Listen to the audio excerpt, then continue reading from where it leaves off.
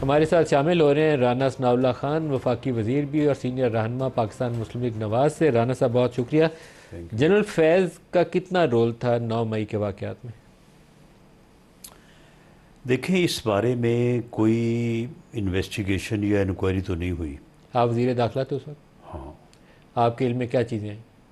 उसकी वजह ये है कि न सिर्फ हाज़र सर्विस बल्कि इस लेवल का अगर कोई रिटायर्ड सीनियर ऑफिसर भी हो तो आपके इल्म में है कि मुतल्लिका जो अदारा इंस्टीट्यूशन है तो उसकी मुदाखलत या उसकी इजाज़त के बगैर ये काम नहीं हो सकता। तो इस बारे में सिविल साइड पे इस बारे में कोई इंक्वायरी या इन्वेस्टिगेशन नहीं हुई। लेकिन एक बात जो फ़ज़ाओं में और हवाओं में होती है तो उस वक्त ये बात बड़ी जो है वो एक्यूरेसी और बड़े मुतय्यन अंदाज में की जाती थी कि ये सारी प्लानिंग जो है इसके पीछे जनरल फैज़ साहब का मनसूबा साजी उन्होंने की। हाँ, फैज़ साहब का हाथ है। और जो 26 नवंबर का यहाँ पे प्रोग्राम हुआ था, जो इंसानों का समुंदर वो लेके आए थे पिंडी में, जो कि ना ला सके लेकिन उनका इरादा दावा था कि समुंदर लेके आएंगे। तो उसका जो हो रहा था ना, आर्मी चीफ की तैनाती, लॉन्ग मार्च, आर्मी चीफ की तैनाती को रोकने के लिए या उसे डिस्प्यूट करने के लिए। आप कह रहे हैं वो पर्पज़ ये नहीं था, आप कह रहे हैं कि आर्मी लेकिन बहरहाल यानी हमारे नज़दीक ये बात बिल्कुल, इसमें कोई शुबा नहीं था कि ये 26 तारीख का जो धरना है ये आर्मी चीफ की तैनाती को रुकवाने, मैनेज करने या उसको मुतनाज़ा करने के लिए था। इसके अलावा उसका कोई मकसद नहीं था। अब जब ये वो चले हैं वो तो उन्होंने रास्तों में रुकना शुरू कर दिया। तो फिर हमें उस वक्त ही ये कहा गया, ये काफ़ी पहले चले थे, हमें उस वक्त ही कहा गया कि जनाब ये इस तारीख को जो है ना ये यहाँ पे। आपका ख्याल है कि वो 29 नवंबर की तारीख के करीब उसको मैच करने की कोशिश की? तो इसके पीछे मनसूबा साज कौन था? इसके पीछे भी ये कहा जा रहा था कि जनरल फैज़ हैं और उनकी इमरान खान साहब के साथ पूरी जो है वो बात तय है।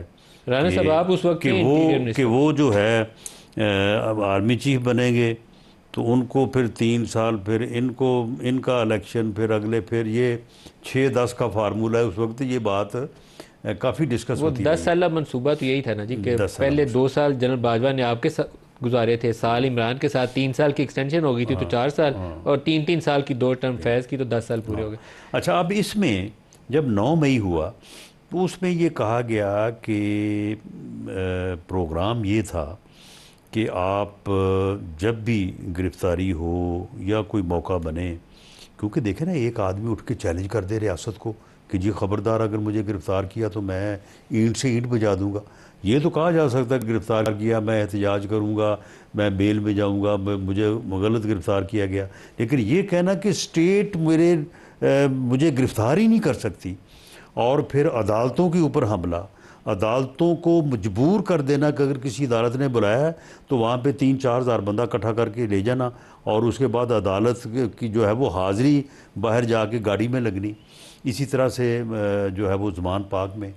तो उस वक्त भी ये कहा जा रहा था कि ये एहतजाज जो है इसका मकसद ये था कि आप जाके आर्मी इंस्टॉलेशंस के ऊपर, कोर कमांडर्स के घरों के ऊपर आप एहतजाज करेंगे, आप वहाँ पे एक प्रेशर बिल्ड करेंगे, और उसके बाद जो रिटायर्ड आर्मी ऑफिसर्स हैं उनमें कोई लॉबी हो रही थी, और उन्होंने यही कर रहे थे। कौन? यानी नाम तो फैज़ साहब का ही था, बाकी और भी कुछ लोग होंगे, कुछ लोग और सरगर्म भी थे उन दिनों में, रिटायर्ड ऑफिसर्स। मीडिया पे भी बहुत ज़्यादा वो जनरल साहब 3-4 लोग थे, एक मेजर जनरल थे रिटायर्ड और एक लेफ्टिनेंट जनरल थे, मीडिया के प्रोग्रामों में आके पीटीआई के एजेंडे को बड़े धूम धड़ल्ले से जो है वो सपोर्ट किया करते थे। अच्छा, तो उस वक्त ये था कि वो उधर से, अंदर से भी बाहर से भी प्रेशर बिल्ट होगा, और फिर आर्मी की जो मौजूदा या उस वक्त की जो लीडरशिप है उसके ख़िलाफ़ जो है वो एक क्या 9 मई बगावत कह लें। क्या 9 मई जो है वो जनरल आसिम के खिलाफ एक बगावत की कोशिश थी? जी, इसमें तो कोई शक नहीं है। शक नहीं है। नहीं, देखे ना, आर्मी जैसे डिसिप्लिन्ड अदारे में अगर उसकी उसकी कमांड के ख़िलाफ़ लोगों को उभारा जाए तो बगावत, और फिर किसको कहते हैं? यही बगावत है ना। क्या कमांड को उभारने की जनरल फैज़ ने कोशिश की? देखें जी, उस वक्त ये बात हवाओं और फ़ज़ाओं में तो ये बड़े बड़े यानी जो है ना वो मुतय्यन अंदाज में लोग, ऐसे लोग जिनका यानी हम समझते हैं अपने तौर पे भी यार इनका उधर भी इधर भी आना जाना मिलना जुलना है, तो ये बात तो होती थी। सर राना साहब, आप इंटीरियर मिनिस्टर थे, मेरे जैसा बंदा रिपोर्टर सुनी सुनाई बात पे इंसार करता है, आपको आईएसआई ब्रीफ करती है। उस वक्त जनरल फैज़ DGI नहीं थे, जनरल नदीम ने DGI का ओहदा संभाल चुके थे जब 9 मई हुआ। आप इंटीरियर मिनिस्टर थे, IB आपको रिपोर्ट करती है, पंजाब की स्पेशल ब्रांच आपको रिपोर्ट कर, DGI आपको रिपोर्ट करते हैं। शवाहिद क्या थे उस वक्त आपके पास? इंटीरियर मिनिस्टर के तौर पर आपको क्या बताया गया? देखें, वो रिपोर्ट्स जो हैं वो तो मैं अंडर ओथ हूँ, उनके मतलब पूरी कंटेंट्स ना बताएं, लेकिन क्या उन रिपोर्ट्स के अंदर ये बात बताई गई थी कि इनका क्या मैं जो बात ये कर रहा हूँ ना, तो मैं इस बात पे यकीन करते हुए ही कर रहा हूँ। उन्हीं रिपोर्ट्स की रोशनी में मैं इसीलिए कर रहा हूँ कि ये चीज़ें जो हैं ये फिर सारी सामने थी, उन्हीं रिपोर्ट्स की रोशनी में आपकी बात कर। इसमें मुझे ज़ाती तौर पे मैं बिलीव करता हूँ कि ये जो चीज़ मौजूद थी लोगों में कहा जा रहा था, तो इसके पीछे सच्चाई थी। बाकी फिर जो सबूत है वो तो फिर जनरल आसिम मुनीर के खिलाफ बगावत की कोशिश में मुलव्वस अगर हों, ये मेरा बड़ा सवाल है, अगर वो मुलव्वस हों तो आर्मी के अंदर इस चीज़ की टॉलरेंस ज़ीरो होती है, तो 9 मई के 1.25 साल बाद उनकी गिरफ्तारी क्यों हुई? वो तो 10 मई को उनको पकड़ लेना चाहिए था कि इसने बगावत की कोशिश की। देखिए, उसमें ये है कि इस लेवल के आदमी को पकड़ना, ये फ़ैसला जो है ये सिर्फ इस बात पे नहीं हो सकता कि जी ये फ़लाँ इंटेलिजेंस एजेंसी की रिपोर्ट आ गई है, ये फ़लाँ आदमी ने कह दिया है, ये फ़लाँ ने कह दिया है। मामला ये है कि जब तक ये अभी देखें, अभी वो चार्जशीट नहीं हुए, चार्जशीट होंगे, उनकी एविडेंस जो है, उनके ख़िलाफ़ एविडेंस जो है वो पेश होगी, जो कोर्ट होगी आर्मी की, तो उसके बाद जो है ये चीज़ें जो हैं ये सामने आएंगी। लेकिन मेरा एक अंदाज़ा है कि नाकाबिले तरदीद सबूत सामने आए होंगे तो उसके बाद ये फ़ैसला हुआ होगा। और मेरी जो इन्फॉर्मेशन है वो ये है कि ये कोई तकरीबन ये कोई ज़्यादा पुरानी बात नहीं है, ये कोई ज़्यादा से ज़्यादा 2 महीने की बात होगी, 1.5-2 महीने की। ये जो नेटवर्क पकड़ा गया है ना इसका PTI का, उससे जो कुछ चीज़ें सामने आई हैं, वो जो कंप्यूटर शूटर उठाए थे आपने, आपका ख्याल है उससे जनरल फैज़ के राब्ते? यानी उससे कुछ नंबर्स मिले, उन नंबरों पे फिर आगे तहकीक हुई, फिर मैसेजेस तक, फिर आपके इल्म में है कि कुछ ऐप्स जो हैं उनका जो डेटा है उसको हासिल करने में भी टाइम लगता है, तो फिर कुछ वीडियोस, कुछ ऑडियोज़, कुछ मैसेजेस, तो उन सब को इकट्ठा करना, फिर उनको कन्फ्रंट करना, फिर व्हाट्सएप आपने बिठाई इसीलिए, व्हाट्सएप से डाटा निकाल रहे थे, अब इसीलिए बैठ गई व्हाट्सएप, फिर किसी नतीजे पे पहुंचना, तो ये वैसे ही कम से कम 3-4 महीने का काम है। तो हमें तो ये मालूम हुआ कि 1.5-2 महीने पहले, हो सकता है उससे भी कोई 1.5-2 महीने पहले ये बात शुरू हुई हो, तो उसके बाद इस नतीजे पे पहुँचे हों कि भाई ये तो नाकाबिले तरदीद सबूत है। यानी ये सबूत ऐसे होंगे कि जिस बंदे को जाके कन्फ्रंट करते होंगे ना कि जी आपने ये बात की, वो ये नहीं कह सकता कि मैंने नहीं की। आपने फलां बंदे से बात की, वो बंदा ये नहीं कह सकता मेरे साथ बात नहीं हुई, क्योंकि दोनों तरह के वो सामने होगा। 29 अगर मैं ये कहता हूं मैंने ये बात नहीं की, वो कहेंगे यार देखिए ये आप कह रहे हैं। 29 नवंबर 2022 army chief general Asim Munir की तैनाती होती है। क्या उससे पहले जनरल फैज़ हमीद ने नून लीग की आला क़यादत से रब्ता कायम करके अपने मामला सीधे करने की कोशिश की? क्योंकि तैनाती के लिए 3-4 लोग दौड़ में थे, जिसमें जनरल आसिम मुनीर को नवाज शरीफ फेवर इसलिए कर रहे थे कि उनका ख्याल था ये सीनियर मोस्ट है, इनको बनना चाहिए सीनियरिटी के प्रिंसिपल पे। तो क्या जनरल फैज़ हमीद ने उस वक्त रब्ता किया? देखें इसमें लंदन में रब्ता हुआ? देखें इसमें नदीम मलिक साहब, मामला ये है, हर आदमी का अपना अपना हर चीज़ के बारे में नुक्ता नज़र होता है।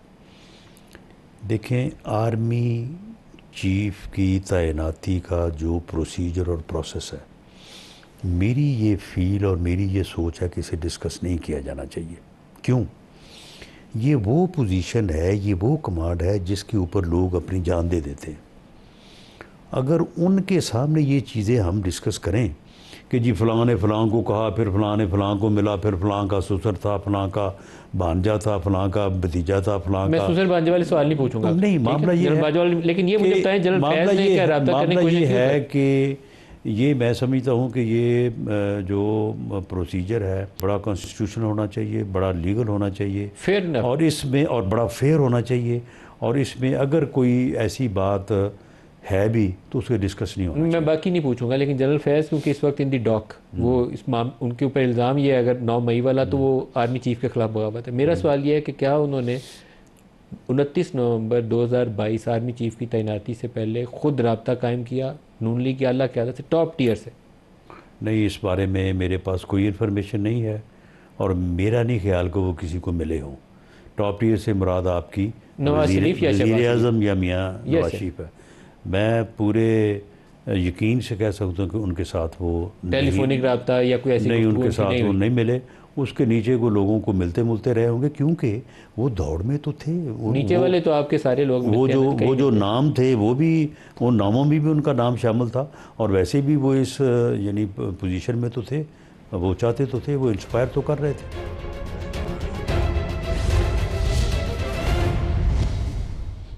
आपके सारे लोग अब तो खुलेआम बात कर रहे हैं कि जनरल फैज़ एक हिस्सा है, दूसरा हिस्सा साकिब निसार है, और साकिब निसार भी अकेला नहीं है, बल्कि अदलिया के अंदर आप तो कई लोग तो आपके ढके छुपे अल्फाज भी नहीं इस्तेमाल करते, सीधा सीधा वो हाई कोर्ट और सुप्रीम कोर्ट के बाद जजेस की तरफ उंगली उठाते हैं। तो अगला किस्त क्या उनकी भी आने वाली है?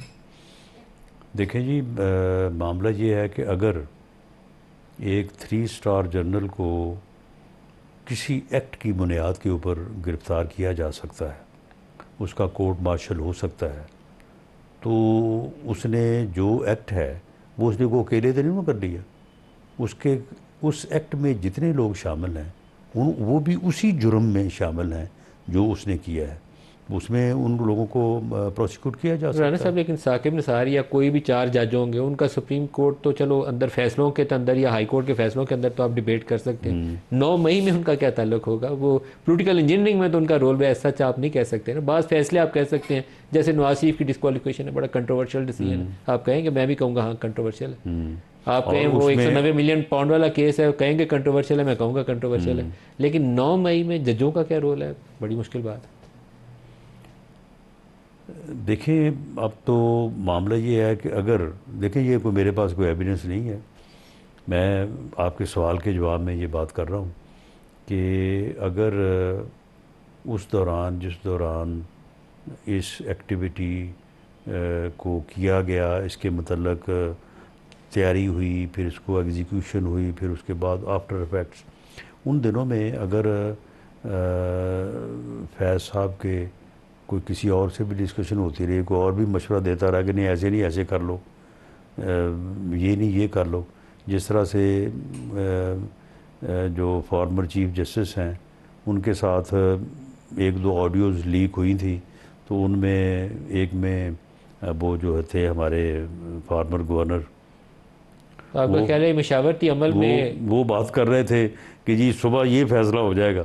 गालबन वो सिद्दीकी साहब से बात हो रही थी, उन्होंने जो फैसला इमरान खान को पेश करने के बाद सुप्रीम कोर्ट में हुआ, उसने एक दिन पहले बता दिया कि सुबह ये होगा। तो इसका मतलब है कि अगली किस्त में फिर वो मशवरे के जुर्म में साकिब निसार साहब भी मुश्किल में। देखें जी, ये चीज़ें जो हैं ये अब इसमें जिस किसी का भी कोई अमल दखल हुआ, तो अगर एक अपना फैज़ हमीद साहब को अगर किसी ने उनसे रायत नहीं बरती, तो फिर किसी और से रायत कैसे होगी? क्या जनरल फैज़ हमीद वादा माफ़ बनेंगे इमरान के खिलाफ?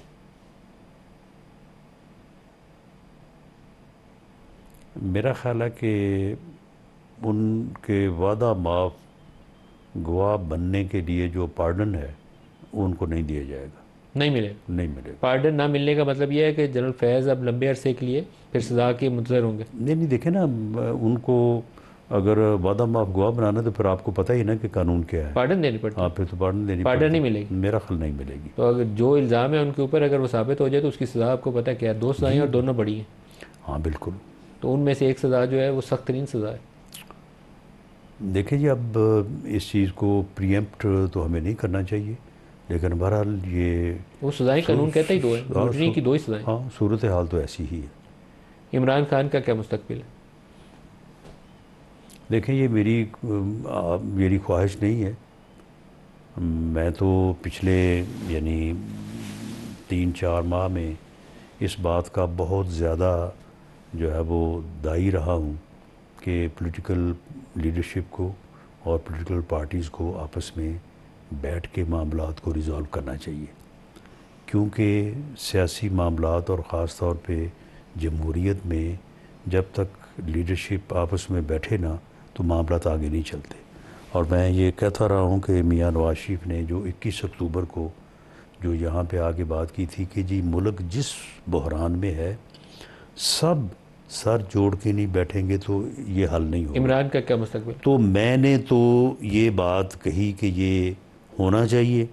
दूसरी तरफ से जो जवाब है वो आपके इल्म में है, और मेरा ये गुमान है कि इस मामले में, जिस मामले में फैज़ हमीद साहब प्रोसिक्यूट या ट्रायल होने जा रहे हैं, उसमें इमरान खान साहब के बग़ैर ये ट्रायल हो ही नहीं सकता।